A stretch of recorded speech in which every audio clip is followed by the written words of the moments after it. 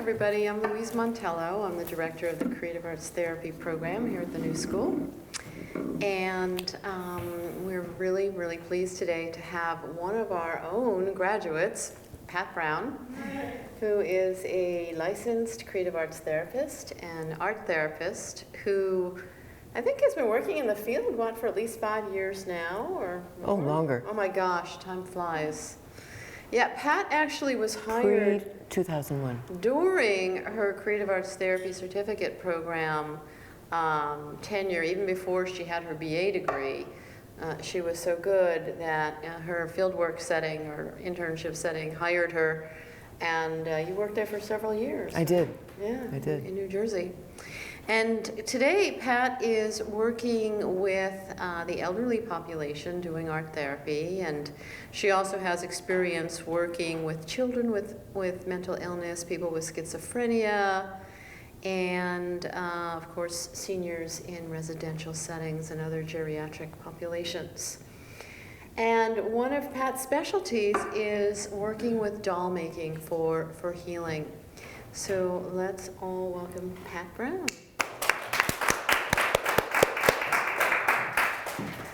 So, yes, I work with the elderly and young people and, folks like us. I am excited, actually. The New School was a tremendous turning point for me. I decided I actually was going to talk a little bit more, kind of sort of the off-the-cuff kind of what brought me to art therapy. I fell for one of those, little ads in one of those catalogs, like change your life in a weekend. Come to do this and ba ba ba. Well, a girlfriend and I, we decided, okay, we would go. And we went to one of these painting weekends, where you start with a piece of paper, and it's that process painting where you paint for 3 days. And I came home with a 4x8 experience on a piece of paper. And I had been in therapy and been doing a lot of work, but definitely hitting those blocks that just, things weren't happening. And in that weekend, I went to places that I had not been able to go in my talk therapy. And I really, really saw that I could go someplace in the middle of the night, crying and sweating and painting, that I had not been able to get to any other way. And what I then followed up and continued to do was to continue the painting and continue the talking, and using the two together to get through, the crises we all have that come along in our lives. I discovered the CAT program here at the New School, and I took everything. And in fact, I actually stayed away from the art right away because I thought that was sort of the more obvious thing I thought I was going to love. So I took the dance and the drama and the music, and it was great. And I started the art. Simultaneously, my parents were cleaning the attic, and I brought from their attic all my childhood dolls. And one afternoon, some of my classmates came over to my house, and one of them went straight to the baby doll right on the counter, picked her up, mama, put her down. And when I went out to her house for a play day, she taught me to make the dolls that I make today.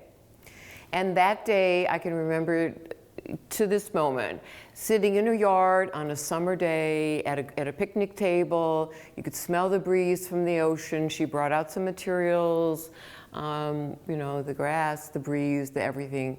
And she showed me this very simple doll, and I just started working with the materials, and I never noticed that she wasn't there.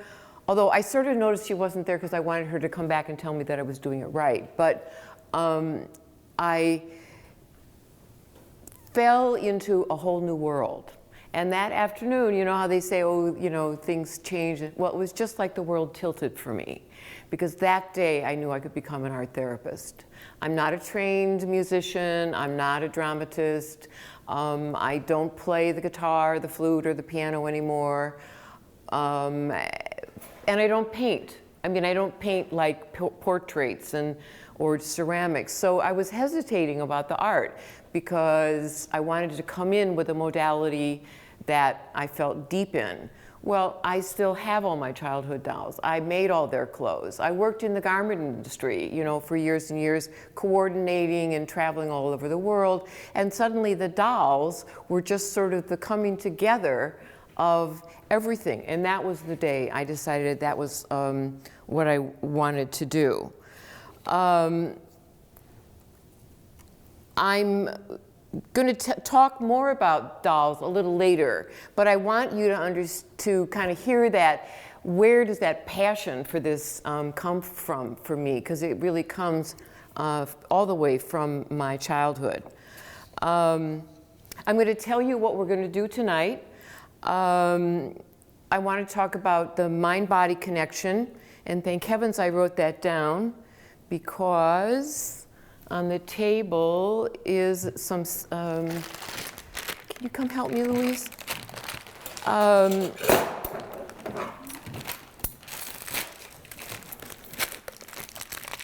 You can either cut or just tear. Everybody gets it, you know. Remember how we did that? So what I'm giving you, okay, so I'll tell you what we're going to do, but first I'm going to give you my little outline. We're going to talk about the mind-body connection. I'm going to talk about art and why I use it. I'm going to talk about doll making and why I find it therapeutic working with clients. We're going to take a little brief foray over into neuroscience and what they're showing is going on, and what we're learning. Well, they're showing what we already know, but so now science and art are coming together, as well as talking about how the brain relates to forming attachments. And then you're going to have the experience of creating a doll. So I brought, you know, as much as I could carry. And I'm going to show you a bunch of different ways that you can do this, because dolls aren't necessarily those pretty Madame Alexander dolls that you see, you know, or the perfectly sewn, exquisite dolls that are sold. The dolls that I like to make are the kind of dolls that you see here, and I'll talk about the kind of people and situations I was in where we made these kind of things.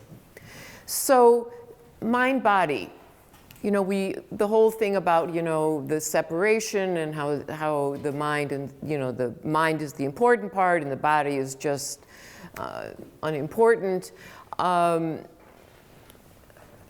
Obviously, what goes on in our mind, we're finally beginning to understand that it has a profound effect. The exchange, what goes in our mind affects our body. If you're having a bad hair day, you're probably not feeling very well. All right. Now, if you're having a great, you know, if you're feeling terrific, then you're probably in a good mood. And I know that Tony Robbins, in one of his early series, used to talk about act as if you were having, you know, smile, and the act of smiling could actually lift your mood. So what I've given you with Louise's help is just something to play with. So it's I'm not, you know, you're not supposed to do anything particular. I don't care what you do with it. What I want is to keep you out of your head and be a little bit in the room. Sort of like when you go to meditation and they say, sit down, okay, feel yourself in the chair. Okay, so we're kind of doing that with the stuff in your hand, which you can use later if you feel yourself like you want to. It's really, you know, entirely up to you. Did everybody get a handout as you came in? So they should be on the table. So what they are is a page that tells you from the Art Therapy Association what is art therapy. I'm going to borrow yours, and it's the first page tells you what art therapy is from the American Art Therapy Association, and then from a different association, a little bit more casual or informal description. The expressive art therapies, it's all the art therapies. For instance, it's really what Louise is doing here at the New School, integrating, drama, music, writing, art making, and so that tells you just a little bit about that. There is the National Coalition of Creative Arts Therapy. I always have to look to get all the C's in the right order. And that is an association of all the creative associations. And on the last page, I've given you the contact numbers for all the different modalities and their national associations. I found that when I was here at the New School, I started going to things before I had any kind of degrees or letters after my name or anything. And it was great. I met all kinds of people. I know an amazing number of people in the industry, in the field.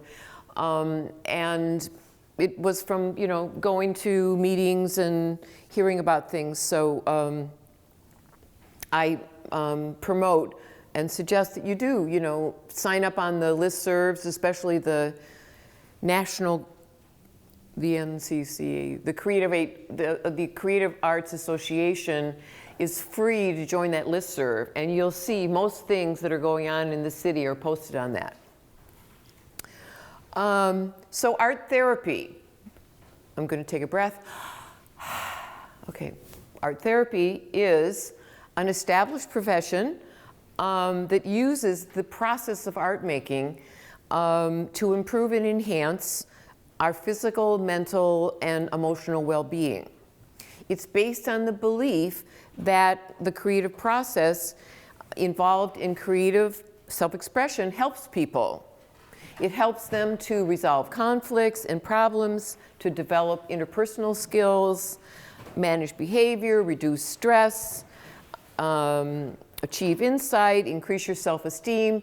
It can do not necessarily all of those things for everyone, but certainly the art therapy can work on all of those different areas. Art is an unspoken and nonverbal language. It's a creative activity, and it's another way of talking. You're just not using language. You're using a different language. And it actually makes sense that we use images in art therapy because we think in images long before we have language. So actually thinking and talking are a translation of the image that's already been formed up there. So art is a direct expression. The study of art therapy integrates psychology, the visual arts, so we are all trained in drawing and ceramics and sculpture, and how to work with the creative process with people. Art therapy is not, some people think, oh, art therapy, it's crayons and children. And it certainly is very successful with children. But it really is utilized with young to old, seriously ill to, just as well as you and me. It's used individually, couples, families, to do all those things that therapy does, to assess, to treat illness, substance abuse. It is an effective kind of psychotherapy. And we are licensed by the state of New York, which was a huge achievement a few years ago, and that is actually how the coalition of all the different arts came together in an effort to get that licensing bill passed. So now I want to talk to you, now you got an idea about what is it about art. It's non-spoken, it's, you think in images, so now you're directly communicating. So what is it about dolls? Well, dolls have a long and distinguished history. Think about it. Back there in the Stone Age, people made images in their own, made creations in their own image. So I didn't do a PowerPoint, but here's my Venus of Willendorf, one of the goddesses. The Kachinas that are still made out in the Southwest. And in Africa, there's the mother with the doll, the child in the front, the child in the back, and the doll in the back.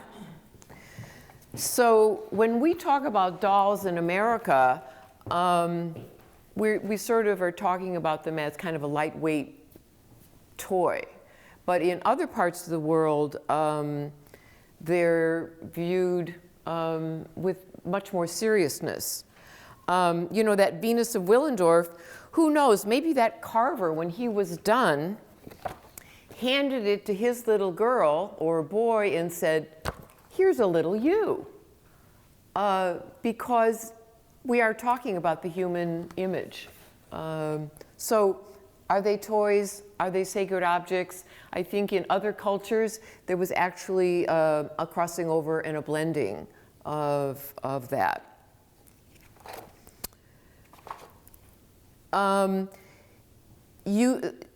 Throughout history, dolls have been used for different purposes.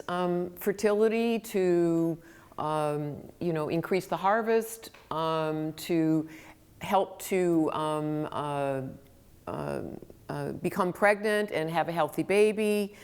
Girls in many cultures have been given dolls to play with in order to learn both to care for the baby and then also to invoke, bringing a healthy baby into the world. In some cultures, women are given and play with a child until a baby is created, especially in a family where there are problems with conception. And there are tribes where if one twin dies, a doll is made of that twin so that the other twin won't come and take the live twin. So, we think of Barbie dolls.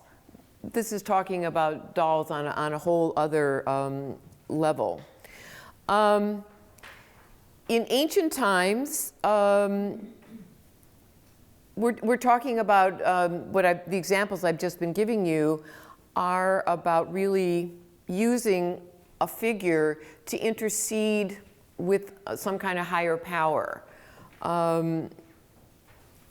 Ancient times, they were bargaining tools with the gods. For harvest, for conception.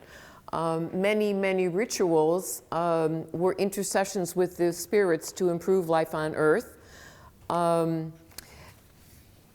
Think about all the dolls and figures that were buried in the Egyptian tombs.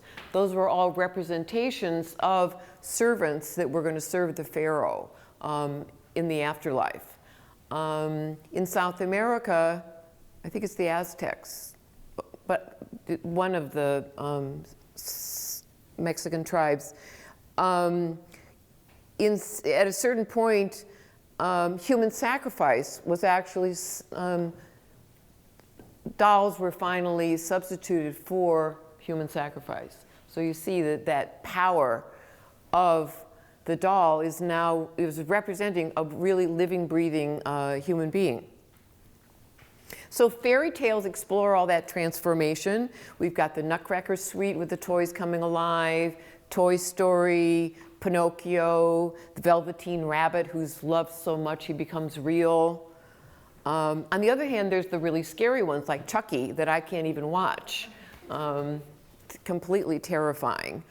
And some children actually have a fear that their dolls are going to, they already believe that they come alive at night and are afraid to sleep because the doll's going to come and take them away.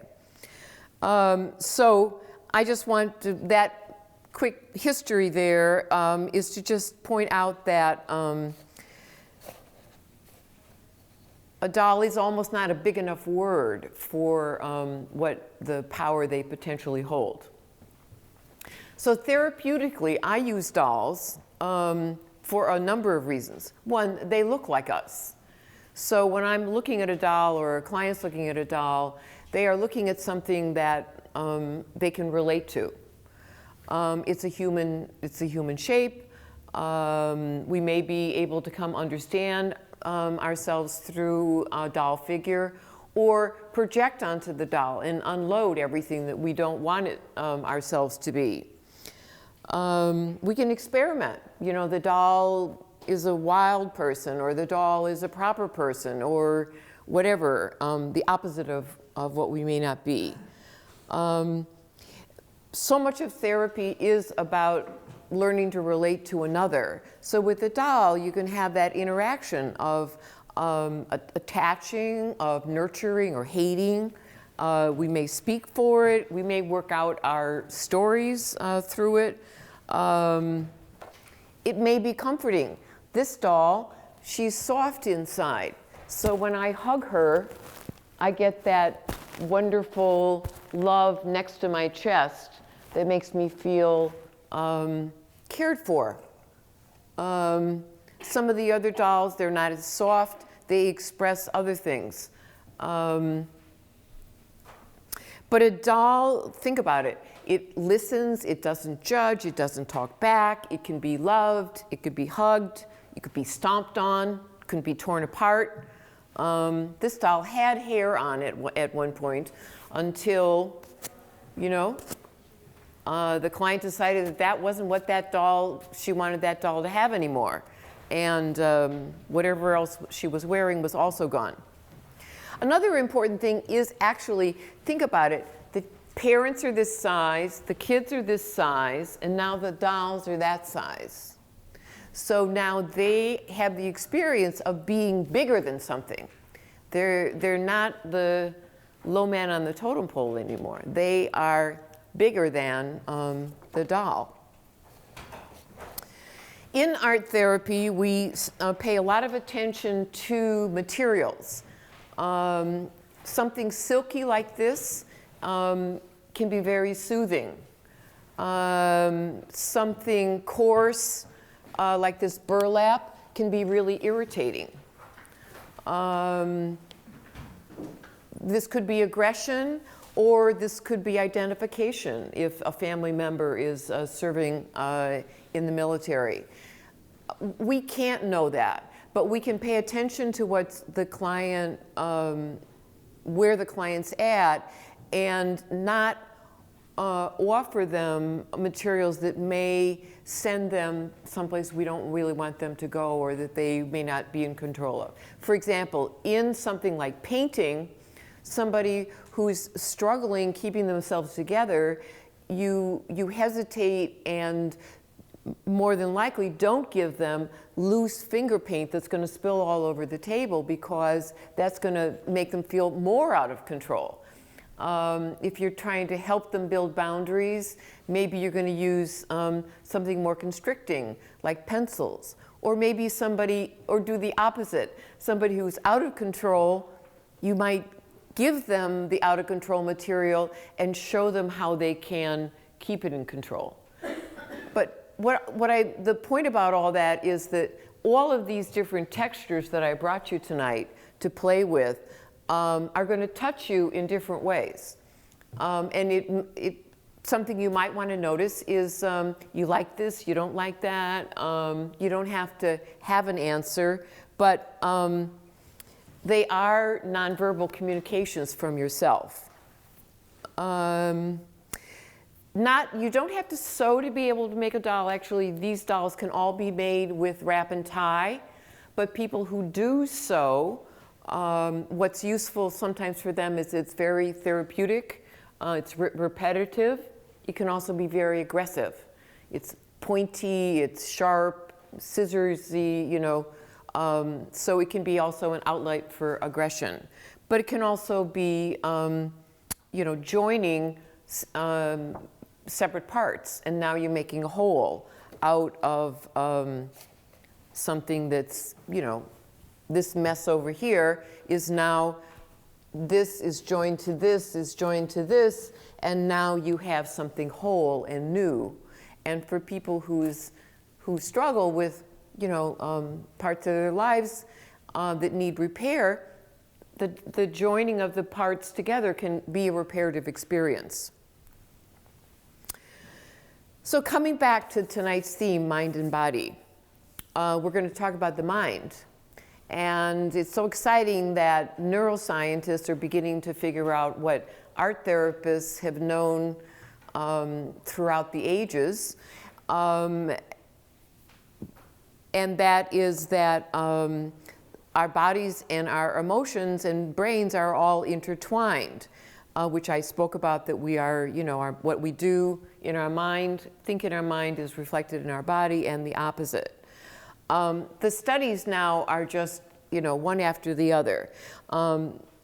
If you meditate hard enough and envision things, you can actually build muscle. If you really can imagine yourself doing that sit-up, you can actually build abdomen muscle if you can really be there. Michael Phelps' trainer used to say to him at the end of the night, go home and play the videotape. And the videotape that he was referring to was the way the race was to be swum. How it would feel touching the wall, the coming back, the timing. And he did a huge amount of mental training along with the training he did in the pool. There's a study from a few years ago with obsessive compulsives that demonstrated that psychotherapy and the medication that treats OCD both changed and profoundly improved the behavior. However, when the medication was stopped, the change went away. But in psychotherapy, there were new neurons that were joined together, and there was improvement that lasted after the study was finished.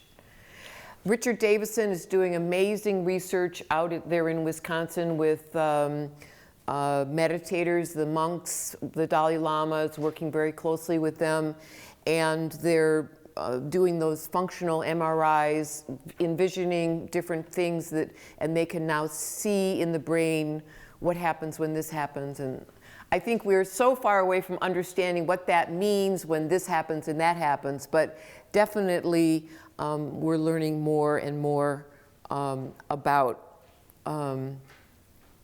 how the brain responds to things that we presented as stimuli. So the one other thing I want to talk about that's important to me about the doll making is that there are the other studies that have been, or additional studies that are being done, are on attachment between mother and child and how fast that attachment happens between the mother and child. And the important part about that in terms of the brain is that we're born with the right brain fully functioning, and the left brain, it hasn't come online yet. So the right brain is all about the whole picture, it's nonverbal, it recognizes faces, gesture, tone, sensory, spatial, because one, the baby doesn't see that well, so it's picking up, signals, the way the mother moves, and things like that. The baby's drive at birth is to survive. So the baby's got to figure out a way to understand that mother and get that mother to love her or him so that she'll get cared for. So she'll notice, what makes mom laugh, and then she'll do that again, and then mom will come back and do that again, and then more and more happens. The baby very, very fast is reading all these nonverbal clues and picking up and making use of them. So when we start making art and doll making, we're making use of that nonverbal understanding. You know, people say that we've got about, is it 3 seconds or 30 seconds that we make judgments about people? Well, that is based on that childhood experience where we very quickly learned what was going on with mom and to come closer or go away.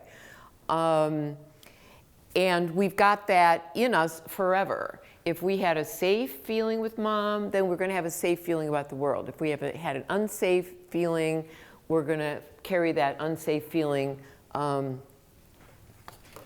with us in the way we see the world. So now I've got one other little thing about the brain, and that is compliments of Discover magazine. And on the left is the low road process, and on the right is the high road process. And the low road is, I was going to bring a stick, and I didn't bring a stick. But, okay, I dropped something on the floor, and it should have made more noise than that. If you're outside and something like that happens, your instinctive low road survival mechanism has now jumped away from whatever that was, because you might have had only that one chance to get away from that stick that looked like a snake. It's only until your higher cortex starts developing with language around 3 years old and then progressively throughout our lives that then it comes on a few, but it's a few milliseconds later. You've already moved away from the snake or stick, and now your frontal cortex up here is saying, "Oh, don't be silly. That's just a stick." Oh, and then all the adrenaline starts calming down. The different studies, and I'm not going to bore you with all the who said what and that kind of thing, but because of that old and the primitive thinking and our more developed thinking, anything that we can do that calms that low road thinking is useful to us. So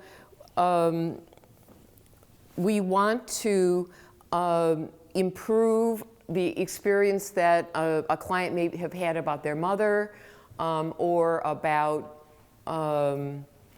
that dog that bit them on the rainy day that they don't even remember they got bit, and access that material and start to work with it because it is below consciousness, because so little of what we actually do is conscious. I'm sure we all know that, right? You get on the subway going the wrong direction because you always go in that direction. You weren't really thinking when you got on the train that, oh, today is not that day, but your automatic behavior got you on that train. So I use dolls because they're human figures. I want the client to experience a safe experience, so I may start with things that are simple, drawing about themselves, making collages about themselves. They may pick up the dolls right away. The part about art therapy is that there's no wrong way to do it. There's no right doll, there's no right picture, there's no right piece of sculpey in your hand. The doll is an opportunity for yourselves and for clients to create a self-object, to experiment, to experience caring for and being cared for, introduce an object that you can relate to. It could enhance someone's sense of self. It could offer an experience of nurturing that somebody's never had. And then there can be sort of those side benefits that are happening. There's structure, there's containment. There's also the building of a skill now in the sense of mastery. And it may be an outlet for aggressive feelings or for comforting, providing comforting feelings. In one case I had, the young girl was very careless with her materials in the beginning and was kind of throwing them all over the room and would just sweep them into a pile and throw them in the box in the beginning. And then over time, she started making little piles and things like that. And it was like this progression of the doll making becoming just a bunch of stuff, like that is, to becoming, well, something she sort of valued, to where one day she picked up the doll. It was way far from being done, but she took another piece of fabric and she put it on the table and she put it on the shelf and she covered it over. Now, she'd never done anything like that, and she came from a home with really very, very little care. So there she was treating her doll in a way that, trying on behavior that actually had never, almost maybe perhaps had never happened to her.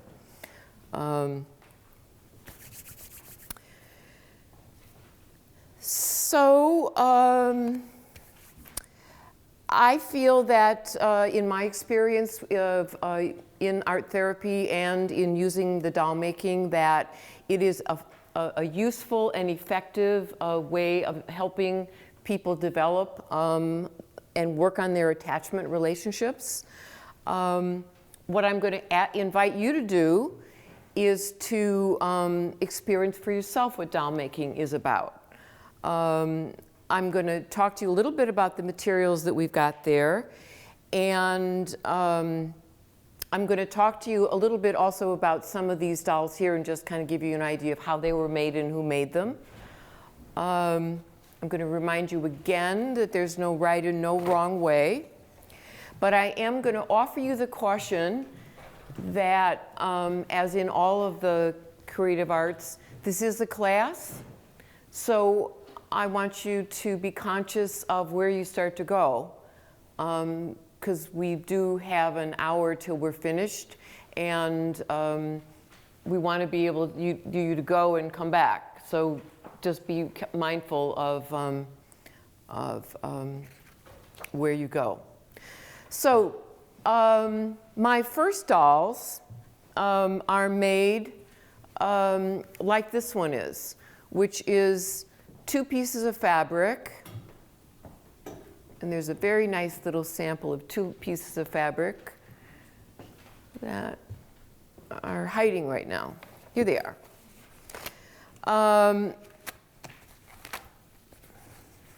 It's a long piece of, can be anything. Can be rough twill, can be muslin, can be lovely, glorious velour. It can be anything. The fabric is cut, and that is the entire length. It's folded in half. Well, you do a little bit better rolling. Actually, you roll it really nicely.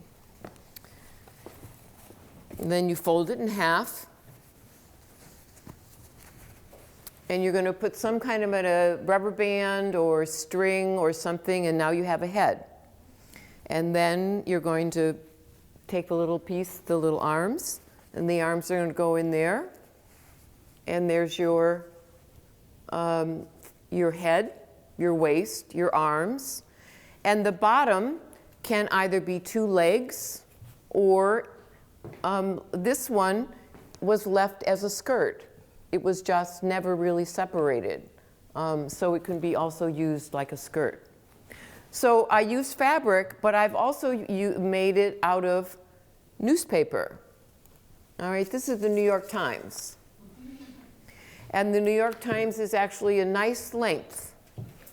I do fiddle with the length of things. I don't like to make a really tall doll because, as we all know, we elongate as adults, and the taller you make the doll, the more adult the doll is. And I tend to work in proportionally a more childlike sort of thing. So I actually trim a little bit of the New York Times. But here's the length of the New York Times. Roll, roll, roll, roll.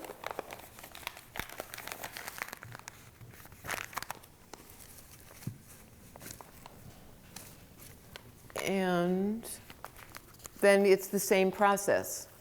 There's the head tied off, there's the arms, there's the waist, and actually this one I made a skirt out of all the bottom.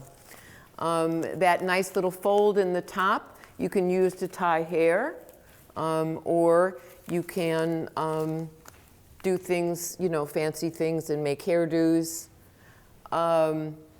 These started out as little angel ornaments, and the group of ladies I was working with didn't want just heads. And they said, no, they got to have bodies. And not only did they have to have bodies, they wanted arms and shoes and stuff in the handbags.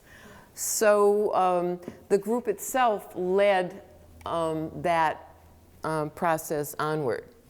All right, here's another New York Times. So this one was wrapped, okay? And it's very interesting also to see layers. People in more problem situations often don't do a lot of layers.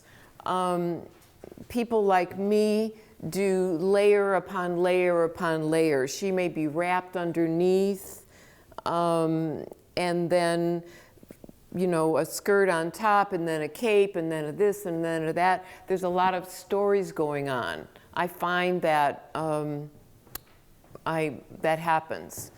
These were actually made at,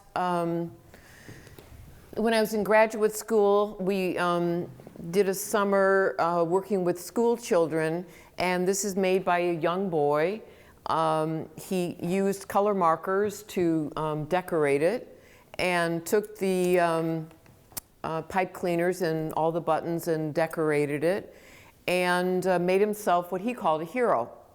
So, sometimes actually it may be useful to call the figure the human figure to get away from the perhaps prejudice of, and then this was made by a gentleman in the nursing home who was really struggling with excruciating pain and came to the sewing group on Sunday and wanted to make a figure. And this is all out of felt. And he figured it out. I showed him the basic principles, and he made a few more and he took them with him. And they were really, for him, meaningful things to create and a place to belong. And I'm just going to challenge you by what is a doll?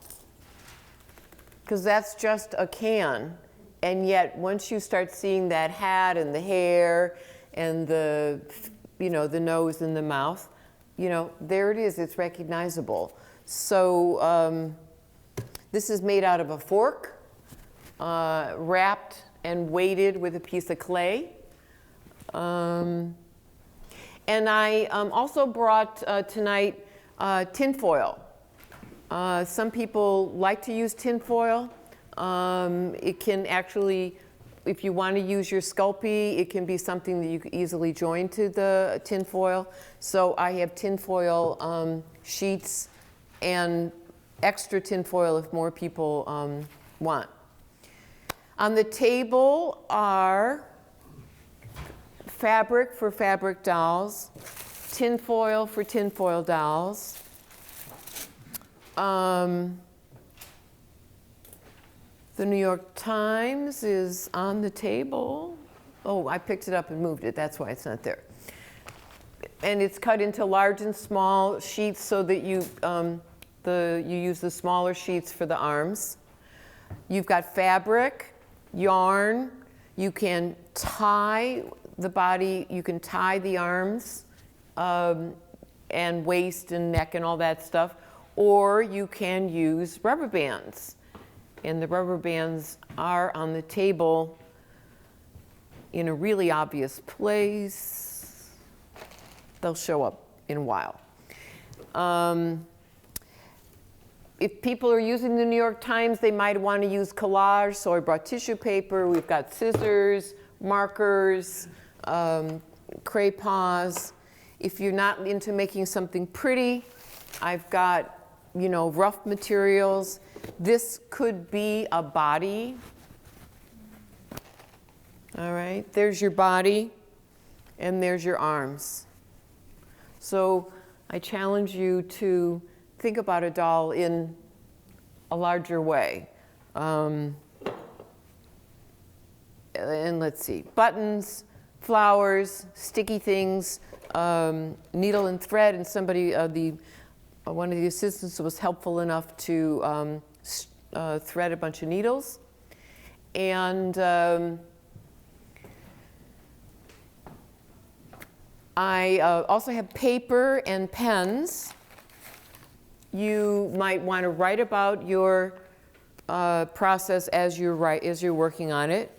You might want to roll something into your doll and write yourself messages, or ask for things, or imbue the doll with something you want or want to solve, or you can play with the New York Times and wear it as a hat, or put it on your doll as a hat. So this is just to show you a little bit of an idea of some of the things that people will do. And I have one little tiny picture, and it should be, this definitely I should have blown up. The 2 years that I worked in a day program with adults with schizophrenia, I ran a doll making group once a week. And when I was getting ready to go, we joined all the dolls into a big house. And by that time, they had all been actually made environments out of those. You know, when Coke is delivered in water, it comes in that little cardboard water tray. So they decorated them, or the tops of shoeboxes. And it was all joined together into this gigantic house. And I'm a big believer actually in the community building of, this is their single object. They may want to take it home, but in an ongoing setting, something like this. So some people actually took their doll home. So then what we did was we took pictures of people with their doll, and then we made a house, and that was actually what was left behind. And it was a memory of their experience. And just a little self-promotion, I am doing a doll making workshop in May near Union Square. So if you like this experience and want to learn a little bit more or do a little bit more, you're welcome to pick up a flyer and continue. So I'm going to move the tables out so that you're, that horrible crowding around where I'm not so much suggesting you work at a table as you come up to the table and take things. You can sit on the floor.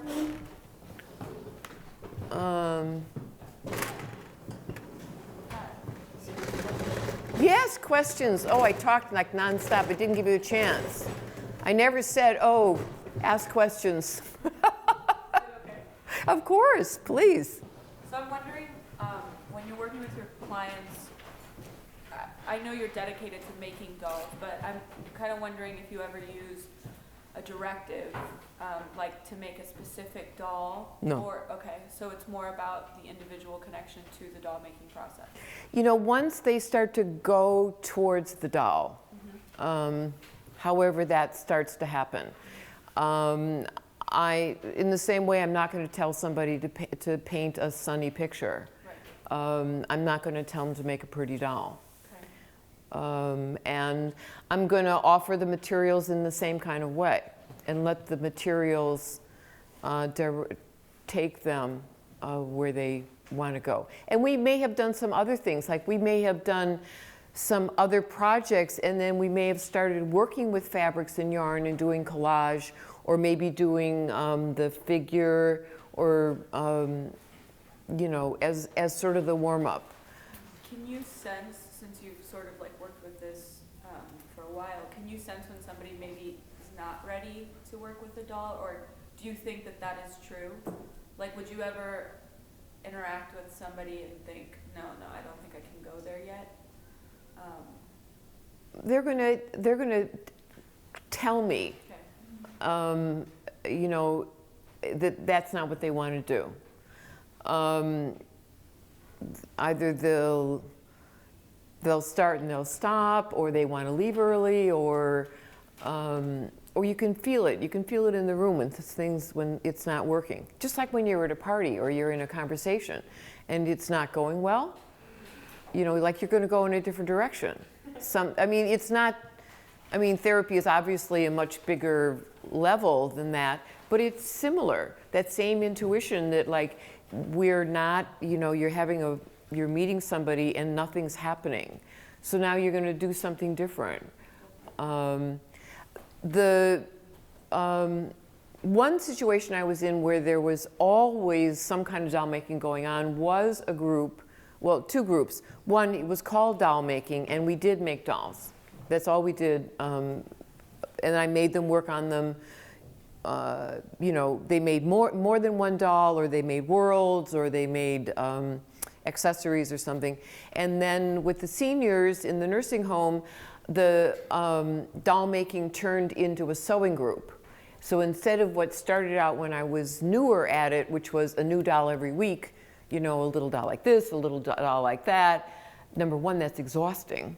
And then they're really only doing what I want them to do, not what they want to do. It evolved into, actually, some people worked on some dolls longer, and other people started cross-stitching. One woman made an apron. One woman was a doll maker, made worlds. Her room was full of the family of dolls that she made. So, but that was a sort of like a women's sewing circle, you know, where it was, okay, we weren't quilting, but we were all stitching. And I was comfortable with that expanding, because not everybody wanted to make another doll. Does that answer the question? You know, I didn't offer questions along the way, and I was sort of a freight train, but I want to give you the most amount of time. Oh, it's 7:30. That wasn't supposed to happen. It was supposed to start at 8 o'clock. You were going to have a good hour to work. So now up out of your chairs, papers down.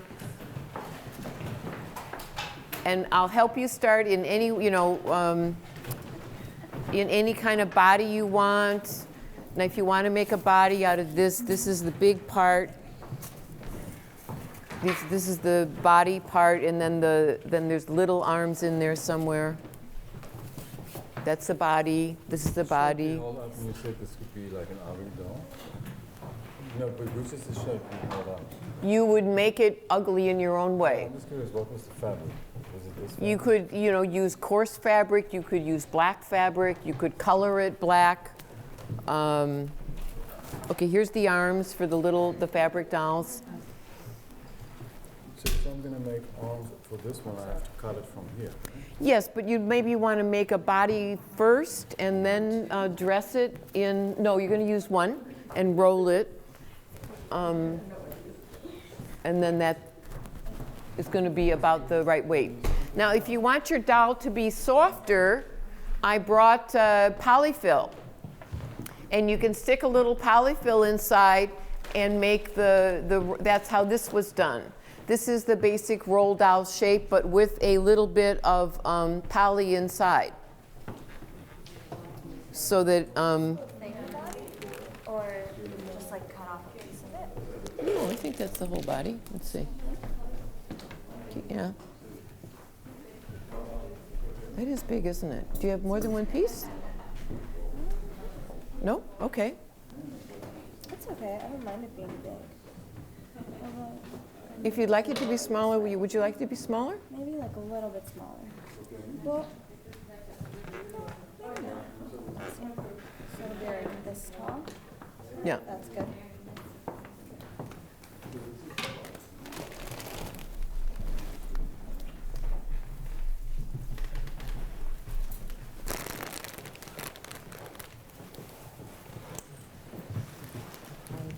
Lisa, there was, do you ever use anything like pantyhose or stockings? Or, I have. yeah, socks. And you do that needle sculpting thing. Yeah. You look familiar. We met at the expressive therapy. Ah, okay. I was also friends with Linda, And your name is? Susan Berkowitz. Yes. Yeah, I also worked with nursing home populations, so and we made some dolls, and it was very, very therapeutic. Good. We used all the spare socks that got lost in the wash. Very good. Socks are good. So if you don't see something, ask. It may be there. I know it's not too small, but how would I do the body part? That's like arms. Oh, so Are all this the is all the body? Okay. We have more. Oh, I have one on my shoulder. That was just apparently being saved for you. Will these be two little arms? Boy, yeah, that looks huge, doesn't it? I mean, this looks huge. How about if we Here, do we this? can cut that one. Yeah, let's split this in half. Okay. You know, you do it at home and you just think you're so together here. What I'm just looking at is being sure that now, how are those arms going to look? Maybe triangles? Like, maybe they'd be longer? If they seem too short, So the arms are going to tie too, right? To get no, they them- fit in between. The arms fit right in there. Okay. Okay. So let's see. Did you, I usually fold mine in half to give myself 2 legs. Oh, I didn't do it. Would you like to try that? Okay. And I would also like to know, how can I give some volume to the head? You can put polyfill inside. Oh, okay. So you're going to, I'm going to hold your parts here. And you're going to put just a little bit of polyfill in the head. Okay. And you're going to sort of put it to one side. Where did you put it? Oh, in it.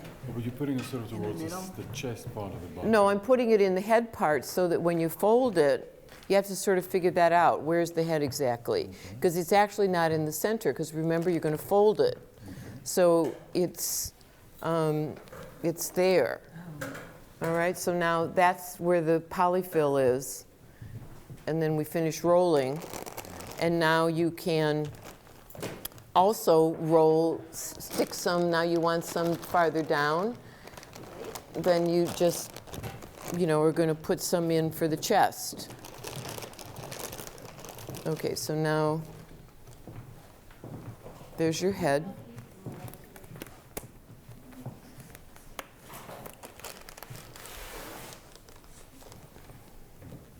You can rubber band your 2 legs if you like. If you want more volume in the arms, then you don't put a volume right in the middle. You're going to put it sort of on the ends there. And then it's going to go right.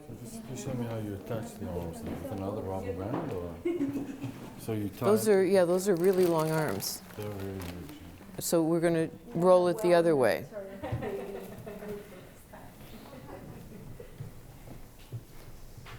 Okay, so now you use another rubber band. Rubber bands on the ends and a rubber band at the waist.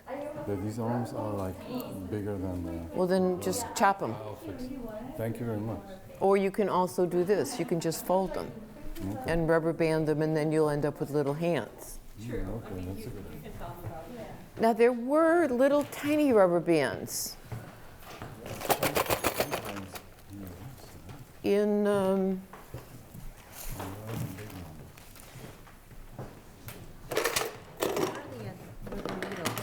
the needles are attached to that blue fabric, and the sewing materials are next to it.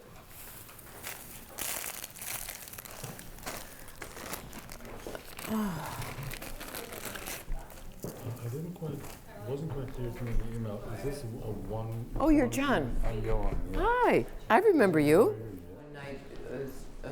Writing with all the rubber bands. Did they not make it into the bag, which is possible? Saw some on that table, like The they're, big ones or there were little ones? I don't know, like these. I think these are. Yeah, but they were little ones. There was a whole.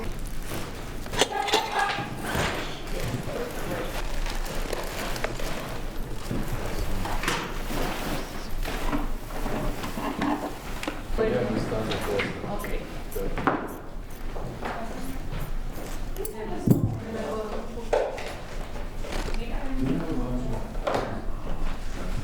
Now, I don't want to interrupt. I don't know where the extra rubber bands are. They were down here. Yeah, no, there were many more. But they're hiding and they don't want to come out to play, so. Do we have pipe cleaners? I just want to give you some ideas of, at some point you're going to want to do hair, and you can put hair in that fold, you know? Okay? All right? I mean, if you have all day, you can, not all day, but when you have more time, you can stitch the hair on.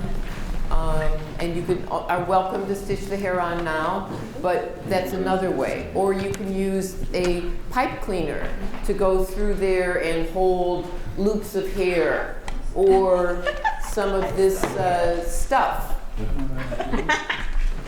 I love riffraff. Since I became an art therapist, I can't throw anything away. Okay. Well, then we're going to help with that. Are we going to want it to show or to not show?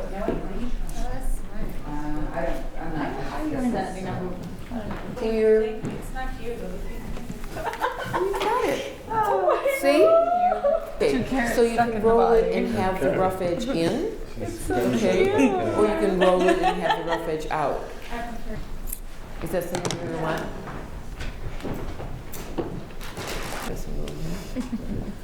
Not for me. Roll it the way you want to be. Mine's not having arms, mine's having wings. Yes, that's awesome. It's like a float open cage. It's like a bat doll. Oh wow. It's a bat baby. You can stitch her back. You know, you can put one stitch in her hands. Now this is also a wonderful hair element. Okay, this is a Brillo pad from the dollar store.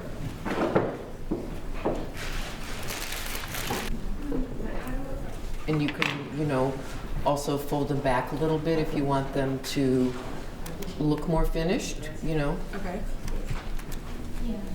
So there you are. Now if you want to actually be able to shape the arms, you can put a pipe cleaner We in did. there. I stole that idea from Okay, her. good. But this is the part I'm talking about. Now you need a rubber band at the waist. Okay. And then just try to get it to sort of stay on two sides. It will. Okay. Okay.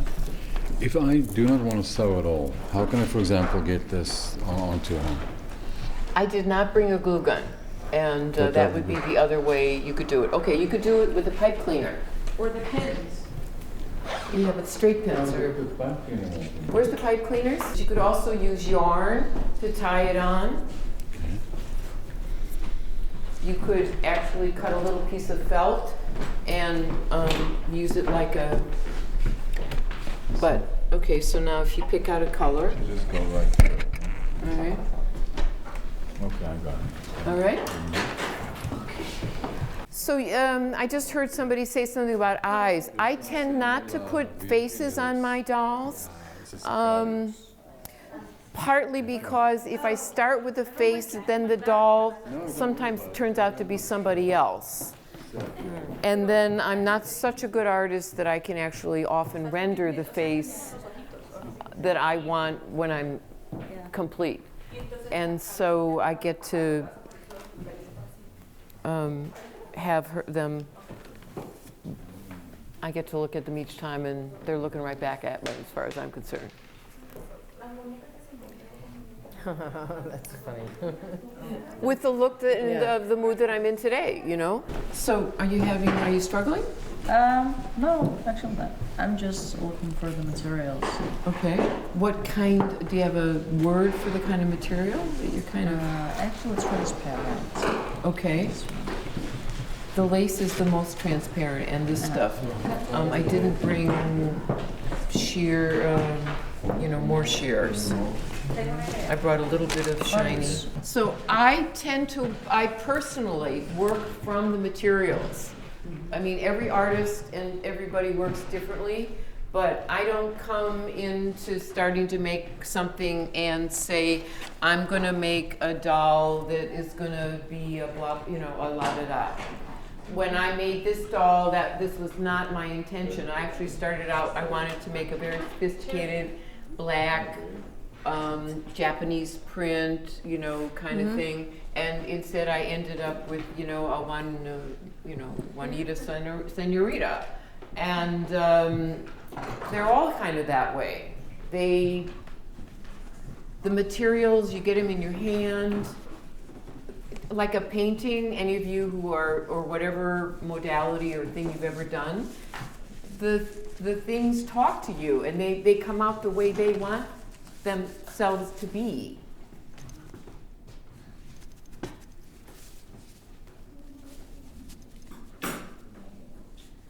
I do not. Partly because toys, and so I don't have an array of things that somebody would pick from. What she says to you, what she says when she meets, but even in the process, you're also, but my concentration is not on actual play therapy. So yeah, and I'm not trained in child psychology. Some actual. Look at her. Love her. She's a dancer. Like that. Isn't that wonderful that you don't have to do that? I started out with using just this, and this, and I thought this was going to be too much. Right. And there was some thicker of it also, some thicker of this white Yes. stuff. So I was going to use That's all from of a mop. those things. Yeah. But it makes great material. Yeah, And makes yeah. great hair actually also. Yeah. Look at her.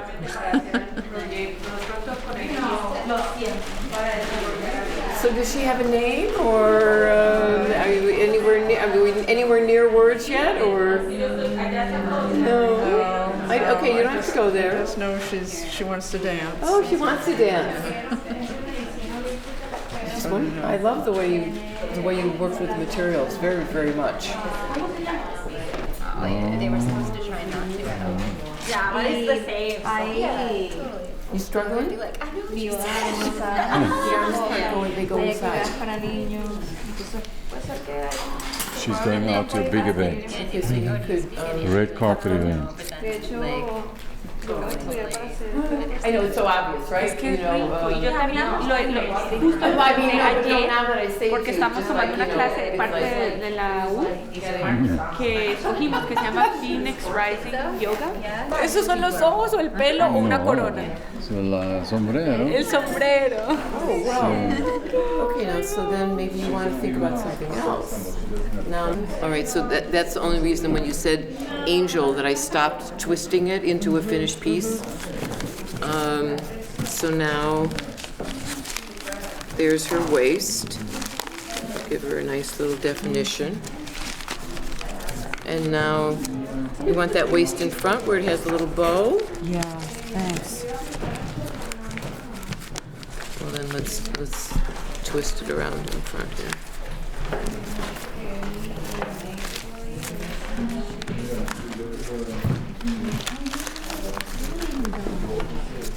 And now we're going to make a little bow. Like so? Thank you. Now, does she need some flowers or something like that? What about anything, a halo in her hair? Yeah. Like a gold halo or So I'm sort of wanting, It's amazing. I'm sort of wanting this to come back here like that. Yeah. There's an adventure going on in So they're connected. Well, so that actually, once I do that, then they sort of stay there.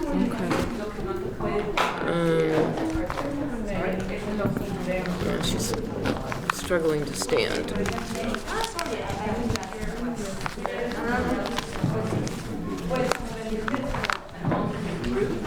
Let's lean her on something. There's actually a lot of this. The angel girl, where'd she go? I'm right here. Rock and roll. That's great. Something goes through there. You want to start with this as the object that holds it?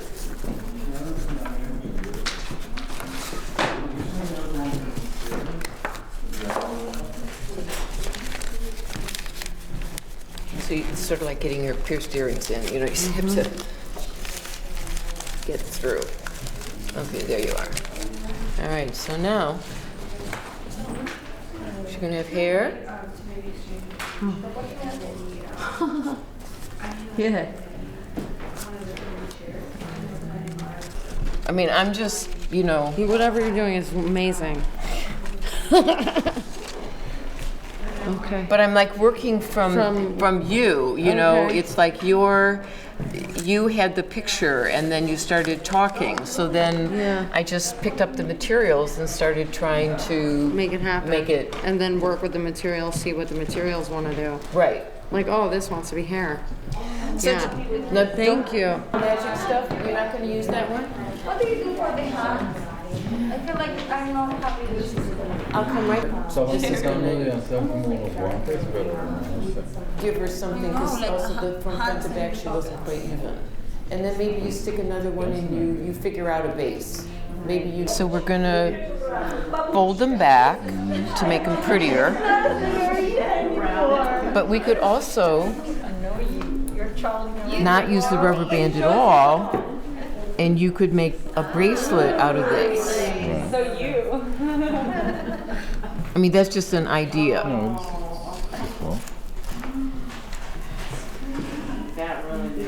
But for some reason, my initial idea was to have the hands, you know. I remember holding the you bouquet. showed me. But I don't know, the arms don't seem to, maybe there's too much stuffing in them or something, I don't know. To fold them, Well, did you put a pipe cleaner inside? no, in the arms? But I have one in the arms here, and I have one. Louise, could you find a pipe cleaner on the other table? But a strong rubber band, or a strong pipe cleaner, because it's holding the arms, going to hold the arms in a pose. So not one of those skimpy ones. Experience more individually speaking, as opposed to like $99.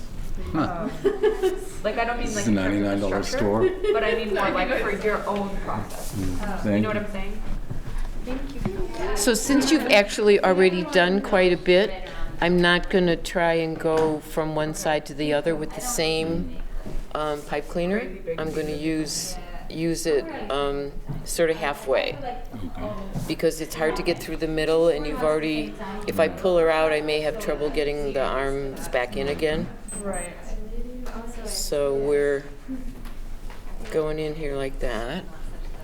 And I'm thinking that you need something a little finer, so hold on to her. Probably really well written. And the doll history was Obsessed about it. 1/10 of actually what I actually wrote. You've learned so much that it'll come out. It's Anyway. the torture you put into it But- that is. But I don't know. Anyway, I tell everybody, Don't worry so much. don't worry, and I mean, sit down like you've got 3 weekends to do it in, or some ridiculously small amount. This is helping And me. and That's my then intention for my doll. Help me finish my thesis. all right. And then for me, it took a whole semester just to make the thing fit into the form. Okay, so there was the thesis and the thing, and then you had to write the next section. I don't remember all the sections, but after you actually, sort of get it, then you've got to do this. I'm embarrassed to not know the sections, but Discussion method. yeah, exactly, and that. Lit review. But- Review. I hate that part. Oh, well, she's just. I love you. I have to go teach. I want to do your thing. So come to my thing. Come to my thing. So everybody, I'm going to be doing the same kind of insane thing. I'm gonna go teach. Yeah, I'm gonna go teach. Okay, wait. I know, but please, if you would share your pictures, let me share your doll with me. Can I share your? Would you share your doll with me? You got it to your accessories. It's awesome. Imagination at work. Okay, get working. So how about coming over here, just so that you don't have every single thing in the background? Oh, not in front of that. Give me the wall.